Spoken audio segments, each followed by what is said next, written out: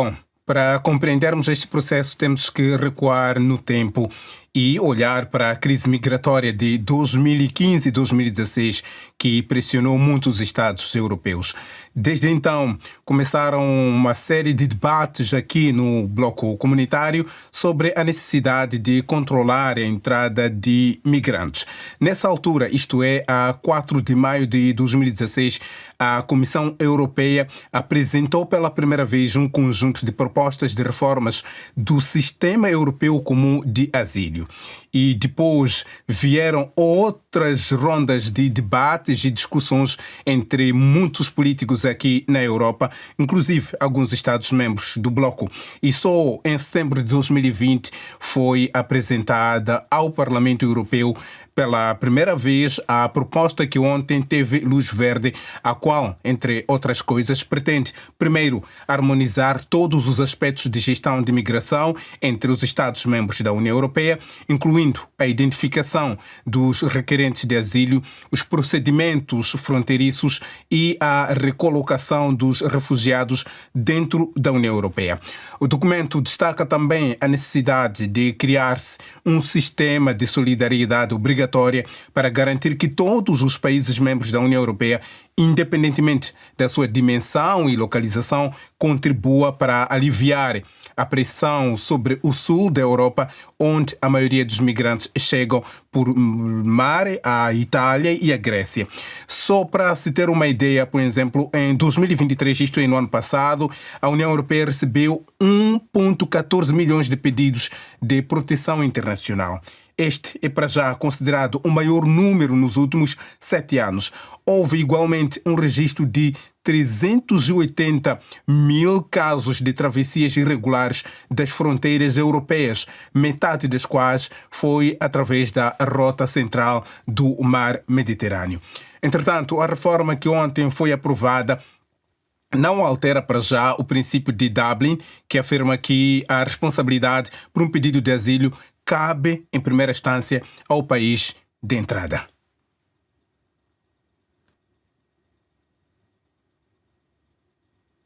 Bom, o próximo passo será a submissão do documento ao Conselho Europeu, que poderá reunir-se para analisar o instrumento a 29 de abril. Se as leis passarem no crivo deste organismo, entram em vigor após a publicação no Jornal Oficial do Conselho Europeu. Mas a aplicação plena deste instrumento espera-se que aconteça dentro dos próximos 2 anos, isto é, até 2026. Assim, depois disso, haverá o que chamam de reforço do controle das chegadas de imigrantes à União Europeia, transferências mais rápidas dos migrantes que não têm direito a asilo, ou, em outras palavras, a deportação mais rápida, e também haverá o que chamam de um mecanismo de solidariedade obrigatório em benefício dos Estados-membros da União Europeia que estejam a viver uma pressão sobre a chegada dos migrantes ou mesmo a pressão migratória.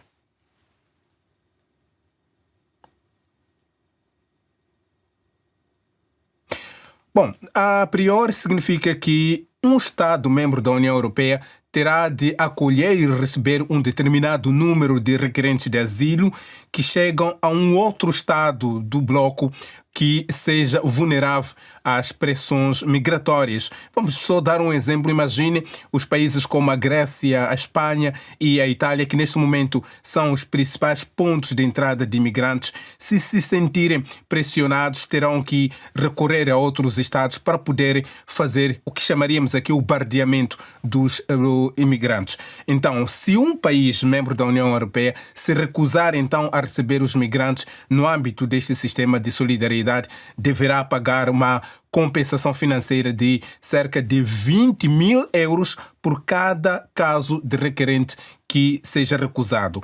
Este valor será mais tarde usado para financiar projetos ligados à gestão da migração dentro do bloco europeu.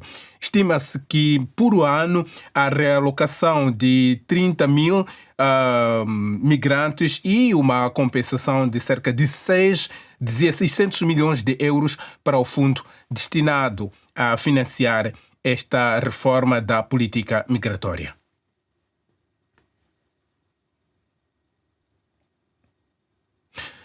Bem, é verdade, este é um caso muito difícil, até porque principalmente a questão da solidariedade obrigatória não está a colher consenso. Por um lado, estão as organizações humanitárias que consideram o pacto, no geral, um retrocesso na ação humanitária e temem que haverá menos proteção e um alto risco de violações dos direitos humanos em toda a Europa, incluindo aqui deportações ilegais e violentas, detenções arbitrárias e policiamento discriminatório contra imigrantes. Depois, alguns líderes também europeus estão contra a ideia de realocação dos requerentes de asilo. Por exemplo, os primeiros ministros polacos e húngaro, Donald Tusk e Viktor Orbán, consideram a reforma um perigo para a União Europeia. Orbán chegou mesmo a classificar o instrumento como um prego no caixão da União Europeia, justificando que a unidade está morta, as fronteiras seguras já não existem na Europa. E diz que a Hungria nunca cederá a um pacto migratório em massa.